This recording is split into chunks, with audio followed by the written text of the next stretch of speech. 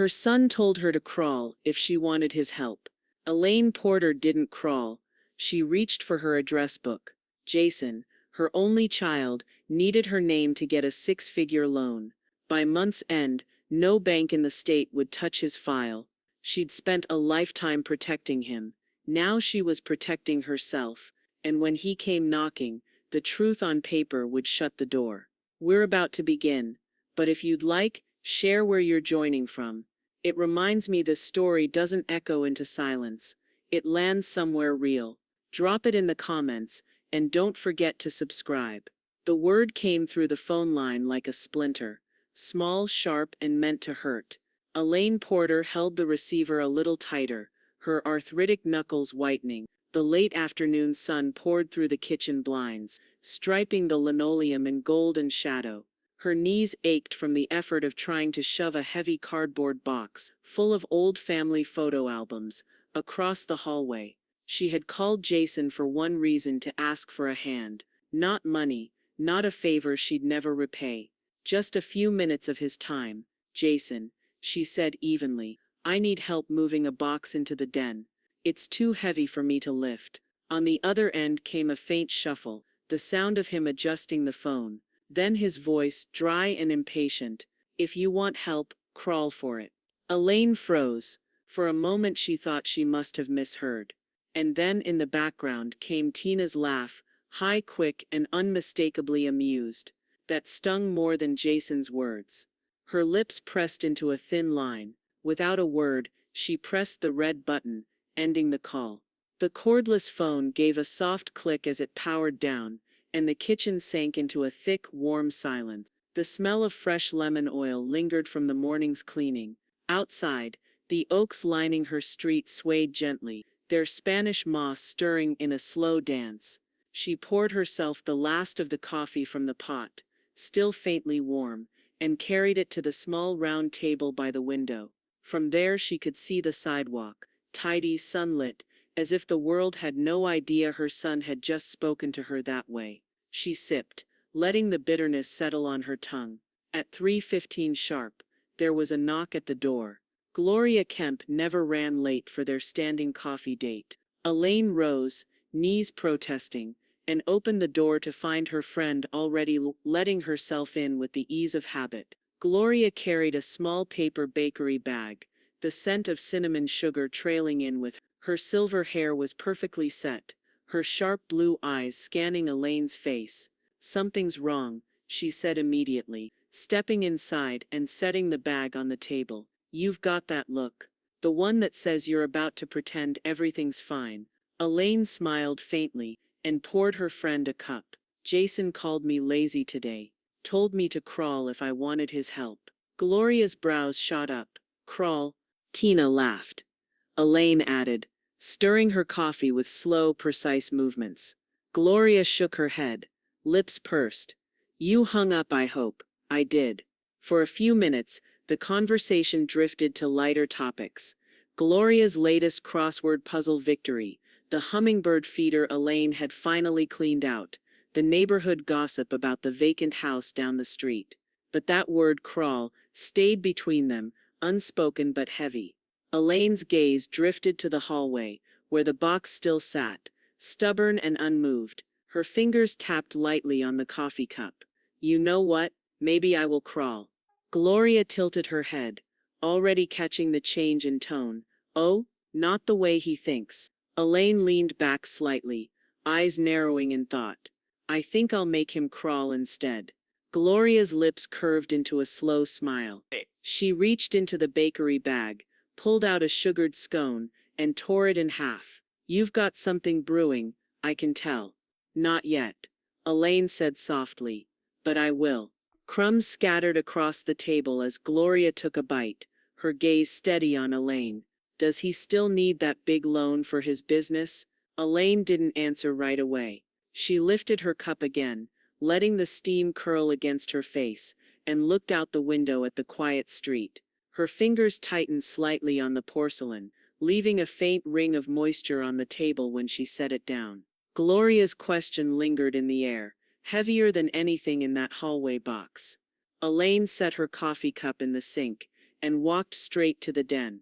The hallway box still sat untouched, but now it wasn't the heaviest thing in the house. Her son's words still clung to her skin like the coastal humidity, but beneath them, something sharper was forming: purpose. The den smelled faintly of cedar from the old desk she'd had since her credit union days. She eased open the bottom drawer, her knees creaking in protest, and pulled out a slim, leather-bound address book.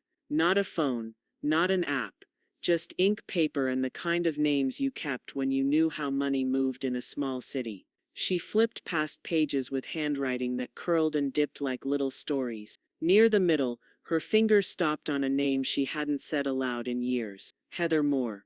Elaine remembered her immediately: steady voice, quick mind, and the kind of polite smile that could be as sharp as a ledger line. Heather had been a junior loan officer back when Elaine was still managing the downtown branch. If anyone would know what Jason was up to, it would be her. She picked up the phone and dialed the number. It rang twice before a warm professional voice answered. Heather Moore speaking. "It's Elaine Porter," she said. "We used to work together at the credit union. I was wondering if I could ask you something delicate." There was a pause, then a hint of recognition in Heather's tone. "Elaine, of course. What can I do for you?" Elaine chose her words with care. "Has my son Jason Porter submitted any loan applications recently?" Another pause, shorter but telling. "I can confirm there's a pending application in review. A sizable one, in fact." Elaine sat a little straighter. "How sizable?" Heather hesitated, then lowered her voice. "Low six figures. He's positioning it as expansion capital for his contracting business." The numbers clicked into place in Elaine's mind. Jason had always reached higher than his footing could support, and now she knew exactly where that ladder was leaning. Before she could ask another question, the other line on her phone beeped. She glanced at the caller ID: Martin Wells, her attorney. "I have to take this, Heather," she said quickly. "But don't close that file just yet." Switching lines, she greeted Martin. "Afternoon, Martin. Everything all right? Just checking on your estate paperwork," he replied. His voice had that practiced calm of a man who'd spent his life navigating other people's tempers. "We're still on track for the updates we discussed." "Good," Elaine said, then hesitated. "Martin, quick question on a large personal loan. How often does a lender require a cosigner?" He chuckled softly. "Quite often, especially if the applicant's credit history isn't stellar." "Why?" "No reason I'm ready to put on paper," she said. "But I think you've just given me something to think about." They ended the call, and she switched back to Heather's line. "You still there?" Elaine asked. "I am," Heather said. "And you might be interested to know. He listed you as a personal reference." Elaine's grip on the phone tightened. The air in the room seemed to shift, the afternoon light bending into something colder. Heather's voice on the phone was steady, but Elaine could hear the careful weight behind each word. "Would you like me to proceed with the reference check? If you're comfortable, I'll document your statement." Elaine's gaze drifted to the folder she'd left open on the dining table, a quiet archive of dates and debts. "Proceed," she said. "I'll answer honestly, every word." Across from her, Gloria tapped a pen against a yellow legal pad. "Facts only," she reminded without looking up. "No heat, no embellishment. Let the paper speak for you." "I intend to," Elaine replied, though her hand tightened around the phone. Heather went on. "For formality, I'll record the call tomorrow morning, standard procedure. Can I put you down for 10 o'clock? That's fine." Morning light would flood the living room by then, and Elaine liked the idea of giving her answers in full daylight. "One more note," Heather added. "Your son marked that he's never been late on personal debts." Oddly, he also checked the no family contact preferred box while listing you as his primary reference. Elaine's eyebrows lifted at the contradiction. "I see." After they ended the call, the house felt quieter but not empty, more like it was listening. Elaine moved to the dining table and began sorting through her proof. 2 handwritten IOUs from Jason, each with a date and a promise to repay. A lined notebook page with months neatly checked off, the months he'd borrowed and never returned $1. A printed email she'd sent years ago, summarizing the amount owed, followed by his single-line reply. Soon Gloria leaned over her shoulder, scanning the papers. "You're not writing a novel here," she said. "You're confirming a pattern. That's what matters."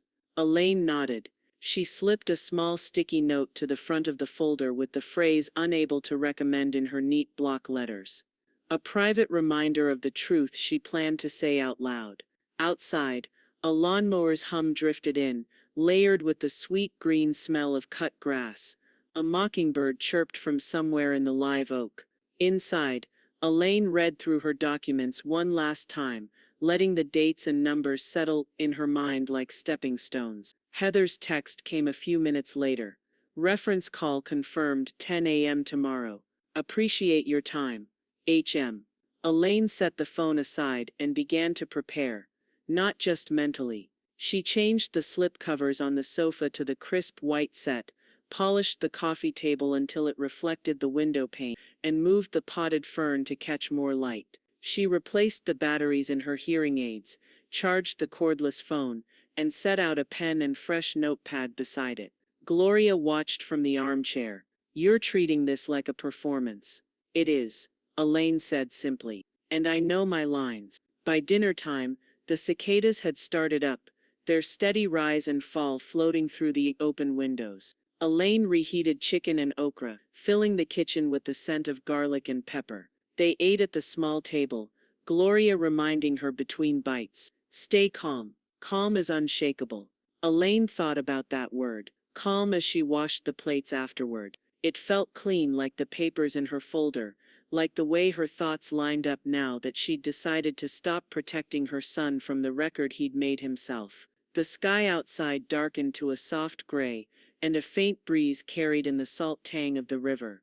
Elaine settled into her chair with a book she barely opened, the folder within reach on the ottoman. At 9, Gloria squeezed her shoulder and promised to be back at 9:45 in the morning with muffins and moral support. When the front door clicked shut behind her, Elaine locked it, turned off the porch light, and let the quiet settle deep.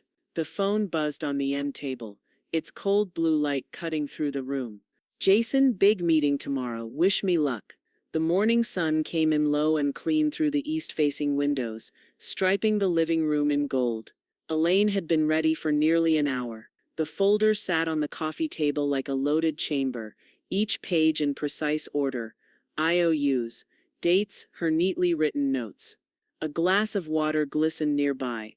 Her hearing aids hummed faintly, batteries fresh. Even the slipcovers looked pressed, the air faintly scented with lemon polish and the buttery sweetness of the blueberry muffin Gloria had brought. At 9:45 sharp, Gloria arrived in a wash of cool air and lilac perfume, sliding into her usual spot on the sofa. "You're ready," she said, her eyes scanning the setup. "I'm clear," Elaine replied. "Stay that way," Gloria murmured, crossing one leg over the other. The street outside was soft with quiet. Dog walkers, a cyclist humming past, the faint shuffle of a newspaper hitting a porch. A Savannah morning pretending it had no teeth. At 9:59, the phone buzzed on the table. Elaine let it ring once, then picked up. "This is Elaine. Good morning, Miss Porter." Heather's voice came, measured and professional. "As discussed, I'll be recording this call for documentation. Is now still a good time?" "It is." Elaine sat a touch straighter, eyes on the yellow sticky note stuck inside her folder. "Be clear. Jason Porter has listed you as a personal reference," Heather continued. "I'll be asking about his reliability, timeliness, communication, and character as it relates to debt. Please answer as you see fit." Elaine eased the first page forward. "Proceed.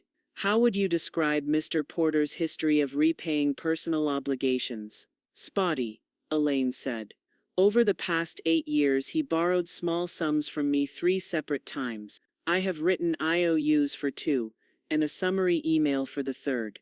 He delayed repayment on all. 1 was settled after 11 months, 2 remain unpaid." Heather's pause was brief, the quiet clack of her typing steady. "Noted.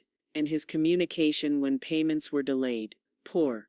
He often went silent until I contacted him, then reappeared with apologies and new promises. It became easier to stop asking. Gloria kept her gaze on Elaine, hands folded, a silent anchor. Have you felt pressured by Mr. Porter to extend further credit while previous debts remained unpaid? Yes. He asked for additional loans midstream, framing them as urgent opportunities. But there were never documents, only assurances. Would you say he provided sufficient detail for those requests? No, Elaine said. If I asked for numbers, he'd change the subject to why time was critical. Heather's keys tapped again. Outside, a truck rumbled past, fading until the only sound left was the low tick of the ceiling fan. Has Mr. Porter ever repaid within the time frame he originally promised? No, not once. Another pause. Elaine could almost picture Heather glancing at a checklist, drawing a line through another box. Final question, Heather said, her tone formal now. Based on your experience, would you recommend Mr. Porter for personal or business credit? Elaine didn't rush the answer. She glanced down at the IOUs, the thin loops of her son's handwriting, the way he'd underlined soon in that old email. Then she looked out the window, where a pair of sparrows darted between the branches of the live oak. I cannot recommend him, she said finally. I hope he finds a way to change that, but it won't be on my word. Heather's tone didn't shift, but Elaine thought she heard the faintest note of relief. Thank you for your time, Miss Porter. That concludes our reference call. Elaine hung up with the same steady hand she'd answered with. Gloria clapped once, quiet but sharp. Textbook, she said. For the first time in days, Elaine felt her shoulders loosen. The house seemed lighter, as if opening a window had let something stale drift out. She poured more water, sipped, and let the coolness rinse away the last of the morning's tension. The phone buzzed again. Caller ID, Jason, she answered. His voice was tight, already coiled for a fight. Did you talk to anyone at the bank? Elaine kept the phone pressed to her ear, her gaze fixed on the live oak outside the window. Jason's voice came through hot and sharp, the kind of heat that didn't warm. It scorched. You talked to the bank, didn't you? I did, she said, her tone even measured. And you told them what? That I'm unreliable? That I can't handle money? His words tumbled over each other, more accusation than question. I told them the truth. There was a sharp inhale on the other end, then a laugh that was nothing like humor. Unbelievable. You'd sink your own son for what? Some principle you think you're upholding? Elaine adjusted her grip on the receiver. Jason, respect works both ways. You don't get to demand loyalty when you've shown me none. For a moment all she heard was the background hum of the line, then the abrupt click as he hung up. The silence that followed was almost pleasant. It lasted 30 minutes. Her phone buzzed again, this time a voicemail notification. She pressed play, and Tina's voice came through like the sweet edge of vinegar. Family sticks together, Elaine. Maybe you forgot that, sitting in that little house of yours, sipping coffee with your nosy friend. One day you're going to need help again. Let's hope you remember who you turned your back on. Elaine hit delete before the message had time to curdle in her mind. The kitchen smelled faintly of the pot roast she'd set in the slow cooker that morning, its savory scent far more deserving of her attention. At 2 p.m., the front door opened without a knock. Only one person in the world walked in that confidently. Gloria appeared, balancing a tin of cookies and the day's paper. Look at you, she said, setting the tin on the counter. Standing straighter than I've seen you in years. Tell me you didn't sugarcoat a single thing. Not one, Elaine replied, pulling the lid off the tin. The warm scent of oatmeal and cinnamon floated up. Gloria grinned. Then these are victory cookies. 2 for now, the rest for later. They settled in at the table, the hum of the refrigerator and the occasional distant car rolling past their only company. For the first time in a long while, Elaine felt no need to fill the air with small talk. The phone rang again, just as she bit into her second cookie. Martin's name flashed on the caller ID. Elaine, he said, when she answered, I just got an earful from your son. She set the cookie down. What about? Apparently you've destroyed his future. His words, not mine. He left me a voicemail about revising your estate plan immediately. Very pointed, very heated. Martin's tone stayed even, but Elaine could hear the undercurrent. This wasn't just irritation from Jason, it was panic. I'm sure he's hoping I'll backpedal, she said. I told him any changes to your will are your business alone. Still, brace yourself. I think he's going to get more desperate before he gets quieter. Elaine thanked him, hung up, and returned to her seat. Gloria was already watching her over the rim of her coffee cup. You know, Gloria said, there's something oddly satisfying about watching someone dig their own hole. Before Elaine could respond, her email pinged. She turned toward the desk in the corner, the screen glowing softly against the dimming afternoon light. The sender's name leapt out. Heather Moore. Subject line: loan application. Final decision. She clicked. The first line was blunt, free of corporate fluff. Jason Porter's application has been denied. Elaine's eyes traced the words twice, slow and deliberate, letting them sink in. The faint sounds of the street outside, the hiss of tires on pavement, the call of a passing gull, felt sharper now, as if the whole world had leaned in to listen. By morning, Jason's voice was everywhere in the house, but only through the phone. 3 separate voicemails, each sharper than the last, stacked in her inbox like unwanted bills. First message: you've got to fix this, Mom. Call Heather, call whoever you have to. Tell them you misspoke, or hell, say you were confused. This is my livelihood on the line. Second: I'm not kidding, this could ruin me. You don't want that on your conscience. Third: if you don't handle this, don't bother calling me for anything again. Elaine deleted each without listening twice. The tone didn't change, only the volume. She'd lived long enough to know that urgency shouted in desperation usually came from the same place: fear of consequences. By mid-afternoon, she and Gloria were strolling the shaded paths of Forsyth Park. The air smelled faintly blooming camellias, and the live oaks spread their mossy canopies like great green umbrellas. A fountain's steady splash kept time with their footsteps. Gloria, holding a paper cup of peach tea, glanced over. Still nothing from him that isn't about money. Elaine shook her head. Not one word asking how I'm doing, only how I can serve his cause. Then you've got your answer, Gloria said, her voice as crisp as the winter air. They stopped on a bench in view of the fountain. The sun filtered through the moss in shifting patterns across the pavement. Elaine's phone buzzed in her pocket, and she pulled it out to see Heather's name. Hello? Elaine, I wanted to let you know. Jason's loan has been formally denied, Heather said. It's final. There's no appeal on this type of decision, unless new financial documentation comes in, and based on the file, that's unlikely. Thank you for letting me know, Elaine said, her tone calm. Heather hesitated. I thought you should also know, there's been some tension. He's posted some vague comments online about people poisoning wells. Elaine could almost hear Heather's eye roll in that pause. I'll keep that in mind. They hung up, and Elaine slipped the phone back into her coat pocket. A breeze rattled the camellia leaves, carrying a hint of river salt into the park. By the time she got home, the fallout had gone digital. Jason's social media was littered with short, bitter posts. Some people would rather see you fail than admit they were wrong. Funny how loyalty disappears when you need it most. The comments beneath them were a mix of sympathy and confusion. A few mutual acquaintances messaged Elaine privately, polite, careful inquiries she didn't answer. Then came the quieter sting.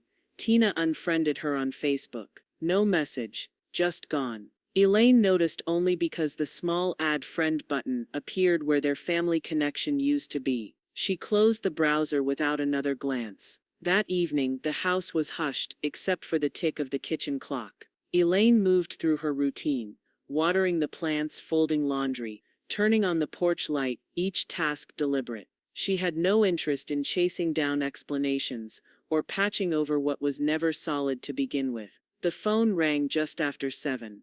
Martin's warm, practiced voice came on the line.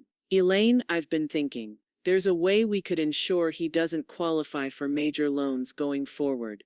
Not illegally, mind you. All above board, based on truth. Elaine paused, one hand resting on the counter. Go on. Martin's tone dipped, carrying the weight of something both strategic and final. We could make sure he never qualifies again. The clock in the kitchen seemed to tick louder, the second hand moving like a countdown. Martin's voice was steady on the line, the kind of tone he used when talking to clients who were both capable and resolute. What I'm suggesting, Elaine, is perfectly legal. You have documented proof of money lent and not repaid. Reporting that to the appropriate agencies isn't spite, it's accuracy. Lenders depend on truthful histories. Elaine stood at her dining table, looking down at the neat folder that had already caused so much unrest. The faint smell of lemon oil still clung to the air from her morning cleaning. And once it's reported, she asked, it becomes part of his file. Martin said, future creditors will see it. It won't block him from every loan in the world, but it will make the easy approvals disappear. Gloria, perched on the arm of the sofa with her coffee, spoke up. Sounds like you're not closing the door. You're just taking away the welcome mat. Elaine allowed herself a small, tight smile. Then let's take it away. She laid out the documents like puzzle pieces. 2 IOUs in Jason's handwriting, the email summary of debts still owed, and her spiral notebook with months ticked off in careful blue ink. Gloria reached for the notebook and tapped the margin. This, right here, dates, amounts, no opinion attached. That's gold. For the next hour they worked in quiet rhythm. Gloria clipped and stacked each document into a chronological packet, while Elaine wrote a brief factual statement. I, Elaine Porter, am reporting unpaid personal loans totaling $4,750, with the following dates and amounts. No anger in the words, just a record. When the stack was finished, Elaine slid it into a large manila envelope and sealed it with the flat of her palm. Martin's office received the packet that afternoon. By early evening he called to confirm it was in the right hands. I've forwarded everything to the reporting agencies. It's factual, it's documented, and it will appear in his file within the next 30 days. Some lenders may see it even sooner. Elaine thanked him, then hung up and found herself exhaling more deeply than she had in weeks. At dusk, she sat on the porch with Gloria, watching the street lamps flicker on. The air smelled faintly of rain on brick, and the crickets had begun their long layered chorus. A car passed now and then, tires whispering over the damp street. The phone buzzed again, Heather's name lighting up the screen. Elaine, Heather said, I wanted you to know the reporting will likely drop Jason's score by another 40 to 50 points. Combined with his current profile, that moves him firmly into high risk. It's going to be difficult for him to get anything but secured credit for a while. Elaine murmured her thanks, imagining Jason's reaction, not with triumph, not with guilt, just with the quiet awareness that for once the record told the whole truth. By the time she went to bed, the rain had begun in earnest, pattering gently against the windows. She listened to it while lying on her side, the cool weight of the quilt over her, and for the first time in a long while, she fell asleep without her mind, rehearsing conversations that hadn't happened yet. The knock came the next morning, not a polite tap, but a sharp, impatient rapping that carried through the house. Elaine opened the front door to find Jason on the porch, his shoulders squared, his jaw tight. The early light caught the edge of his expression, part anger, part something else she couldn't yet name. Jason filled the doorway like a thundercloud, broad shoulders squared, jaw tight, eyes already loaded with accusations. Behind him the pale gold light of morning spilled over the street, catching on the metallic gleam of Tina's SUV idling at the curb. Through the windshield, Tina sat angled toward the house, sunglasses on, mouth fixed in a thin, hard line. Mind telling me what the hell you think you're doing? Jason's voice carried more force than volume, the kind that vibrated in the chest rather than the ears. Elaine kept one hand on the door frame, the other loose at her side. If you're referring to the credit report, she said evenly, I was factual, and factual is lawful. His eyes narrowed. You think you're clever? Dropping poison in my file. You didn't have to say anything. I didn't lie, Jason, she cut in, voice low but firm. That's the difference between poison and truth. From the armchair in the living room, Gloria sat with her coffee, watching in composed silence. She'd positioned herself where she could see the entire scene without being in it, her presence a quiet wall at Elaine's back. Jason glanced past Elaine into the house, his gaze briefly snagging on Gloria before swinging back. "You've humiliated me, do you understand that? This isn't just some personal spat. You've made me look like I can't handle my own affairs." Elaine's fingers tightened on the doorframe, though her tone didn't shift. "You asked for my name on a loan application. You didn't ask for my silence." A muscle in his jaw worked. Out at the curb, Tina's hand flicked impatiently on the steering wheel. The faint scent of her perfume, sharp, floral, seemed to drift in every time Jason shifted his stance.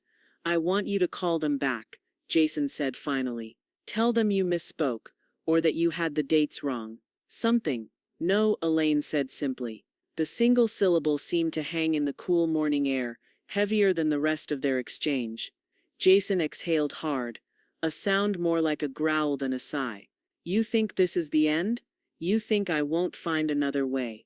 "I think you'll have to find a way that doesn't involve me," she replied. For a moment neither of them moved. The street's ordinary sounds, the hiss of tires on asphalt, a bird's rapid call from the oak, pressed in around their standoff. Jason finally stepped back, shaking his head.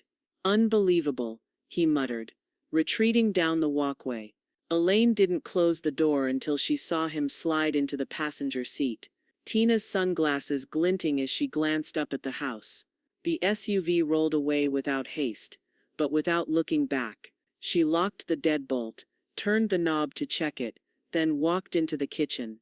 The kettle was still warm from earlier, and she poured herself a fresh cup of tea. The faint steam curled up against her face, carrying the scent of chamomile and honey. Gloria rose from the armchair and came to lean against the counter. "You didn't give him an inch." Elaine took a slow sip. "He's had enough inches to make a mile. No more." The quiet in the kitchen felt different now, less like a pause, more like the space after a door has shut for good. The phone rang, its sharp tone slicing through the calm. Elaine set down her cup and picked it up. "Heather Moore," the voice said on the other end, quick and slightly breathless. "Elaine, I thought you should know. Jason just applied for another loan. Different bank this time." Elaine's fingers tightened around the receiver. "How fast can they move on it?" "That's what I'm calling to find out," Heather replied. Heather's call had ended only minutes earlier, but the words still buzzed in Elaine's ear like a persistent gnat. Different bank this time. She stood at the kitchen counter, tea cooling beside her, staring at the rain-streaked window, as if she could see Jason's next move forming in the clouds. She reached for the phone again, this time dialing Martin. He answered on the second ring. "Elaine," he said, his voice calm but instantly alert. "I'm guessing this isn't a social call." "It's not. Jason's just applied for another loan. Heather tipped me off." She shifted the receiver to her other ear. "Do I have the same right to give a reference to a different bank?" Martin's tone left no hesitation. "Absolutely.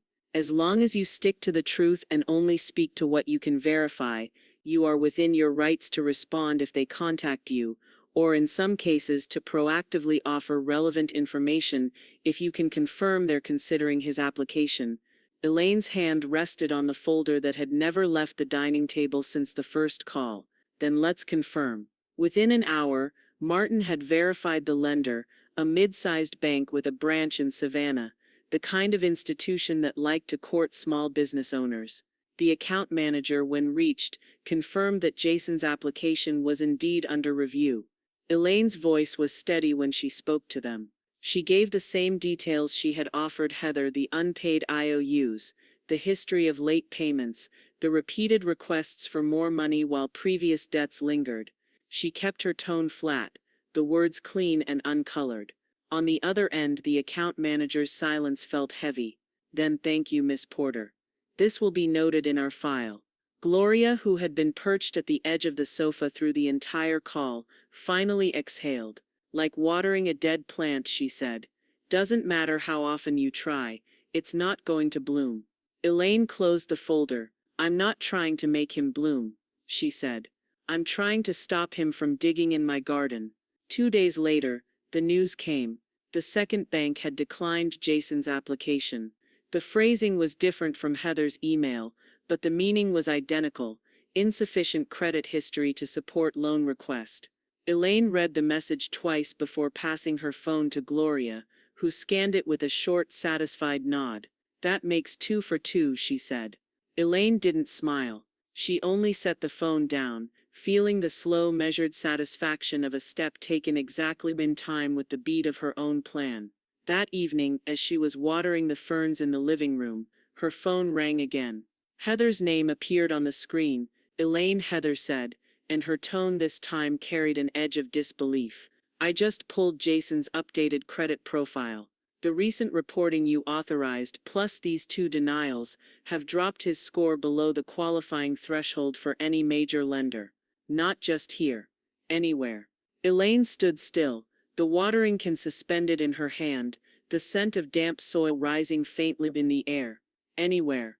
Anywhere," Heather repeated. "He's officially in the high-risk category. Short of a cosigner with impeccable credit, which I'm assuming he won't find easily, he won't be approved for a loan of any size from a mainstream institution." The quiet between them was almost tangible, a stretch of air filled with the sound of the rain tapping against the window and the faint hum of the refrigerator. "Thank you for telling me," Elaine said finally. When she ended the call, she didn't look at Gloria right away. She set the watering can down, smoothed the front of her sweater, and let the reality of Heather's words settle into the room like the last piece of a long, difficult puzzle clicking into place. Heather's update sat fresh in Elaine's mind all morning. High-risk category. No major lender will touch him. The words weren't triumphant. Not exactly. They were final. Like a door swinging shut and clicking in place, not to be opened again without a very different key. By mid-morning, the confirmation arrived in black and white. She opened the email from a credit reporting agency, her name listed as a notifier, and there it was, Jason Porter's score. Officially in poor territory. The number was lower than she'd ever seen attached to his name. Outside, the sky was a clean blue, the kind Savannah gets between storms. Elaine set the phone down, adjusted her apron, and returned to the mixing bowl on the counter. The scent of cornmeal and buttermilk was already filling the kitchen. It was the ping of a Facebook notification that made her glance at her tablet, the one she kept on the sideboard. Tina's profile photo appeared, along with the start of a post. "Some people will burn family bridges just to keep warm with their own spite." Elaine tapped it open. Tina had written a full paragraph, weaving half-truths with broad accusations about vindictive people, who pretend to be righteous while hurting their own blood. She didn't name Elaine, but there was no mistaking who she meant. Comments flooded in, some supportive, some politely confused, a few that seemed to be fishing for the full story. Elaine turned back to the cornbread batter without finishing the thread. If Tina wanted an audience, she could have one without Elaine in the front row. The doorbell rang 20 minutes later. No one else but Gloria would ring instead of knocking. She came in with her hair wind-tossed, cheeks bright from the walk. "You've seen it?" she asked without preamble, eyes twinkling. Elaine nodded toward the tablet. "By the oven." Gloria read the post once, then again, then burst into laughter that shook her shoulders. She laughed until she had to put one hand on the counter for balance. "Oh, this is rich," she said finally. "She's painting herself as the poor, maligned saint. I swear if I had a nickel for every time." The oven beeped, and Elaine slid the pan of golden cornbread inside. The heat whooshed out in a wave scented with butter and cornmeal, cutting through the last trace of Tina's perfume from Jason's visit days ago. Over coffee at the kitchen table, Gloria calmed enough to say, "Keep everything. Screenshots, letters, every voicemail. If she's willing to go this far online, they might try more offline." As if summoned, the phone rang. Martin's name lit up the screen. "Elaine," he said, "just a reminder, maintain all your documentation. If there's ever an attempt to dispute the reporting, having the originals will be essential. Keep it organized, and keep it safe." "It's already in the folder," Elaine replied. "That's good. I trust you have it somewhere secure?" "About to," she said, eyeing the cabinet in the hallway. When they hung up, she carried the folder. its weight oddly satisfying, down the short hall. The cabinet was an old oak piece with deep drawers and a lock she'd had replaced after Harold passed. She slid the folder into the bottom drawer, turned the small brass key, and pocketed it. The cornbread was cooling by the time she returned to the kitchen. The afternoon light had shifted, laying long golden stripes across the table. Gloria took another slice, humming with approval. Elaine sat, poured herself more coffee, and felt the edges of the day smoothing out. She hadn't expected the quiet to feel this steady. Then her phone buzzed on the table. A text message. From Jason. I hope you're happy. Elaine stared at the words, unreadable to anyone who didn't know the history between them. The smell of warm cornbread hung in the air, the key in her pocket pressing lightly against her hip. She didn't type a reply. Jason's message sat unread in the corner of Elaine's phone screen for a week. Not unopened, exactly. She'd seen it, understood it, and decided it didn't require oxygen. It was like finding a spark on dry grass. You didn't lean down to blow on it unless you wanted a fire. Instead, she filled her days with the small grounding tasks that asked nothing of her but presence. In the backyard, she knelt in the soft soil by the azaleas, pulling weeds with a slow, steady rhythm. The smell of damp earth clung to her gloves, and the sun's warmth pressed gently against her shoulders. Spring was flirting with Savannah already. The air had that faint green scent of new growth. Each morning, she checked the planters on the porch, trimming back winter-battered leaves and tucking in fresh seedlings. A pair of wrens had taken to darting in and out of the birdhouse at the far end of the yard, their busy chatter far more pleasant than the clipped tones she'd last heard from Jason. By midweek, Gloria appeared at her gate with sunglasses, a light scarf, and a conspiratorial grin.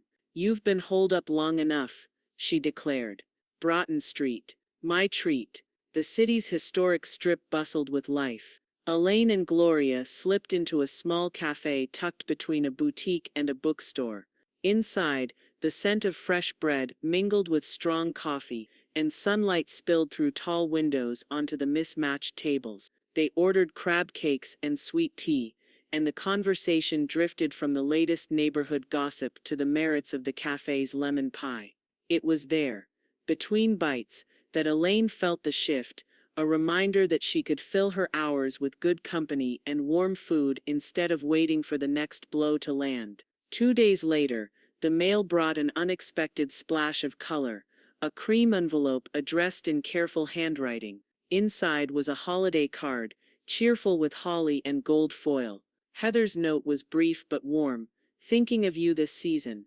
Grateful for your friendship over the years." Elaine set it on the mantel, letting it lean slightly against the framed photo of Harold, as if it had been sent to both of them.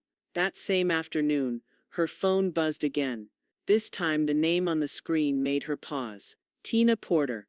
I just want to say I'm sorry for how things have gone. Let's put this behind us." The words were neat, measured, and cold, an apology shaped like a blade. There was no warmth between the lines, no sign that Tina's tone was any different than the voice that had laughed in the background of that first cruel call.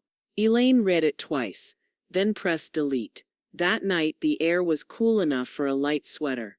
Elaine sat on the porch with a book she didn't read, watching the streetlights blink on one by one. The neighborhood was quiet, except for the occasional car passing, and the low hum of a distant train. Somewhere nearby, someone was grilling. The faint aroma of charcoal and spice drifted in on the breeze. Her phone rang just after 8. She almost didn't answer, expecting more noise from Jason or Tina, but the display read Martin Wells. Elaine Martin said, after the usual pleasantries, "I've been reviewing your file. Given recent events, do you want to update your will?" Elaine sat back in her chair, the wood creaking beneath her. She looked past the porch railing to the street, where the shadows of the live oaks pooled in dark, irregular shapes. The question hung there between them, patient and heavy. Elaine stepped into Martin Wells's downtown office, just as the courthouse bells marked 10. The air inside carried the faint smell of polished wood and legal paper, clean, precise, a place where words lived longer than the people who spoke them. Martin rose from behind his desk, offering the same warm but businesslike smile she'd known for years. Elaine, right on time. She placed her purse on the leather chair across from him and eased into her seat. Let's do it, she said. No preamble. He nodded, sliding a slim folder toward her. I've prepared the amendments. Once signed, Jason will no longer be a beneficiary of your estate. Your property, savings and investments will be split between Gloria Kemp and the Savannah Literacy Foundation. Elaine's eyes traced the clean lines of typed text. Gloria's name looked solid there, as if it belonged. The foundation's name did too, steady without ego, a place where her money would plant something worth tending. Jason's name, absent now, left no shadow on the page. Martin continued, "This is of course entirely your choice. I just want to confirm you're certain." "I'm certain," she said, the words as sure as if she were stating her own address. He placed a pen in her hand. "Then we'll make it official." The pen glided over the paper with the faint scratch of ink settling into permanence. Elaine signed her name in 3 places, dated each line, and initialed the margin notes where Martin indicated. Each stroke felt less like cutting Jason out, and more like cutting herself free. When the last page was done, Martin stacked the papers neatly, tapping them into alignment with the edge of his desk. "That's it," he said. "Legally binding as of now." Elaine let out a slow breath she hadn't realized she'd been holding. "Feels lighter," she murmured. Martin smiled. "It usually does when the decisions are right for you." They talked briefly about other minor updates, medical directives, bank authorizations, but Elaine's mind was already moving toward the door. She felt no desire to linger over the mechanics. The choice had been made long before she walked in. When she stepped back into the sunlight, the warmth hit her like a gentle hand at her back. Broughton Street bustled with late-morning life, shopkeepers propping open doors, tourists pausing to take photos under the shade of the live oaks, the distant smell of roasted coffee drifting from the cafe on the corner. Elaine walked slowly toward the parking lot, her purse lighter in her hand. It wasn't just the papers inside, it was the absence of something she'd been carrying for years. The burden of expectation, the unspoken script that a parent should pass everything down no matter how the child had lived. She had torn that script up, and the pages fluttered away on the breeze. Gloria was waiting in her car at the far end of the lot. She rolled down the window. "Well, all done," Elaine said, sliding into the passenger seat. Gloria's grin was immediate and bright. "And how does it feel?" Elaine looked out at the blue sky. "Like stepping out of a too-tight coat." They drove in companionable silence for a few blocks, the city sliding past, the red brick facades, the shop windows gleaming in the sun. Elaine could almost taste the air, warm with spring but still edged with winter's crispness. Back home, she hung her purse on its hook and poured herself a glass of iced tea. The house felt the same, yet subtly different, as though the walls themselves had exhaled. She carried her drink to the porch, settling into her chair to watch the light shift across the street. The peace held for an hour. Then her laptop chimed from the desk inside. Elaine crossed the room, the glass sweating in her hand, and opened her email. At the top was a message from Heather Moore. Subject line, "Final credit score update. Jason Porter." Elaine's eyes rested on it, unread, the subject glowing on the screen like a sealed envelope. She wasn't sure she wanted to open yet. Elaine sat at her desk, the glow of the laptop screen painting her hands in cold light. Heather's email was short, 3 sentences that drew the last line under Jason's financial story. His score had not improved. It had dropped again, now so low that even lenders who specialized in high-risk clients would think twice. The number was stark, almost impersonal, but Elaine could see the human weight of it. It meant no new business loans, no credit cards with breathing room, no quiet lifelines to cover bad decisions. In the days that followed, the phone was still. No calls from Jason asking for a short-term loan. No texts disguised as updates that bled into requests. No Tina, hovering in the background, ready to smooth her voice into persuasion. It was silence, pure and uninterrupted. On the third evening of that quiet, Gloria arrived with a bottle of sparkling cider and two mismatched champagne flutes. She poured without asking, the pale fizz catching the golden light of the setting sun. "To freedom," Gloria said, lifting her glass. Elaine clinked hers against it, the soft chime carrying into the warm air of the porch. They drank while the street lights winked on one by one, and the first moths began to dance under them. Somewhere down the block, a dog barked, and then all was still again. Night settled into a rhythm. Elaine would make tea, step out onto the porch, and sink into the old wicker chair Harold had bought decades ago. The wood of the armrests was worn smooth from years of use, the cushion molded to her shape. She watched the neighborhood in its evening ritual, porch lights flipping on, curtains being drawn, the smell of someone's dinner curling into the night air. The absence of Jason's presence, even in complaint, was like a sudden lifting of humidity after rain. She could breathe deeper. One afternoon, an envelope arrived from Martin's office. The heavy cream paper carried his embossed letterhead. Inside was a clean copy of her updated will. She unfolded it slowly at the kitchen table, the scent of brewed coffee rising from the mug beside her. The pages held her decisions in black and white, Gloria's name, the Savannah Literacy Foundation. No Jason. Elaine ran her fingertips over the crisp edge of the paper before sliding it into the same locked cabinet where she kept her other essential documents. The brass key turned with a solid, satisfying click. That evening she told Gloria over the phone, "It's done. I saw it with my own eyes." "And how does it feel?" Gloria asked. Elaine smiled faintly, "Like it belongs to me again." It might have ended there, quiet, complete. But a week later, while sipping her morning coffee, Elaine noticed a thin folder she hadn't touched in months tucked at the back of her desk drawer. Inside were the details for a small investment property she'd inherited from her aunt, a modest two-bedroom bungalow on the edge of town, rented out to a retired schoolteacher who kept it in immaculate condition. She flipped through the pages, the rent receipts, the tidy maintenance records. The property was valuable, more than she needed to live comfortably. For years she had thought of it as something to leave behind, a part of the legacy Jason assumed would be his. Now, with the sunlight spilling across the desk and the hum of the refrigerator in the background, another idea formed. She could sell it.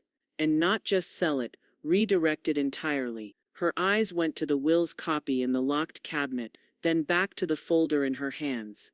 The Literacy Foundation could do something extraordinary with that money. Open a reading center, fund scholarships, build a resource library for adults who had never been given the chance to learn. Elaine leaned back in her chair, the decision clicking into place with the same finality as the lock on that cabinet. She picked up the phone and dialed her realtor. "I'd like to list a property," she said, glancing once more at the address on the folder, "and I want it handled quietly." The decision had settled in Elaine like a weight finding its place, solid, unmoving, and entirely hers. She didn't circle it for days or make pros and cons lists. The morning after she'd decided, she called the one name she trusted to handle a sale without turning it into a neighborhood headline. "Marla Jennings," came the familiar low voice on the other end. "It's Elaine Porter," she said. "I want to list my aunt's bungalow on Habersham." Quiet. No sign in the yard, no chatter in the grocery store. Marla's tone didn't so much as flicker. "Pocket listing. I've got 2 buyers right now who've been begging me for something clean in that zip code. Can I see it tomorrow?" The next morning was all sunshine and mild breeze, the kind of Savannah day that made colors sharper. The crepe myrtles along the front walk wore a thick crown of pink blossoms, and the air carried the faint perfume of them. Elaine unlocked the door to find Mrs. Downing, the tenant, already waiting in the small living room, a plate of lemon bars on the coffee table, and the appliance manuals stacked neatly beside them. "I was going to send a letter this week," Mrs. Downing said, adjusting her cardigan. "My daughter's been asking me to move in with her. I suppose this makes it easy on both of us." Inside, the house was as neat as Elaine had always remembered, sunlight spilling across polished hardwood, kitchen counters free of clutter, curtains open to a tidy back garden. It smelled faintly of cedar from the closets and the powdery scent of laundry soap. Marla took her time with the photos, making small notes on her clipboard. "It'll sell itself," she said, and Elaine could hear the certainty in it. By the end of the second day, offers began appearing in Elaine's inbox. All were solid, but one stood apart. A young couple, both teachers at the elementary school, just a mile away, had written a short letter with their bid. They wanted a home they could walk to, a porch for muddy boots and Saturday paperbacks, a garden they could tend in the evenings. Gloria read the letter over Elaine's shoulder and tapped it with her index finger. "If this sale is funding the Literacy Foundation, start it with the same spirit. Give it to the ones who'll read on that porch." Elaine nodded. "That's exactly what I thought." They accepted on a Thursday. Inspection wrapped without a hitch. The closing date was set before the week was out, and Marla kept the process as quiet as Elaine had asked. No public listings, no casual mentions to curious acquaintances at the credit union. Closing day brought the scent of printer ink and the polite murmur of the title office. A ficus sat in the corner, gamely trying to look alive under fluorescent lights. Elaine signed the deed transfer in 3 places, each stroke deliberate. "Congratulations," the title manager said, offering a smile that was both practiced and sincere. "Funds will wire to your account this afternoon." Outside, the rain that had fallen all morning was gone, leaving the sidewalks steaming and the air rinsed clean. Marla shook Elaine's hand. "You sure you don't want to roll this into another property?" she asked. "I'm reinvesting," Elaine said. "Just somewhere else." At home, she brewed tea and set her laptop on the dining table. The Savannah Literacy Foundation's homepage filled the screen. Adults leaning over books, a volunteer guiding a fingertip across a line of print, the banner reading "Opening Doors Through Reading."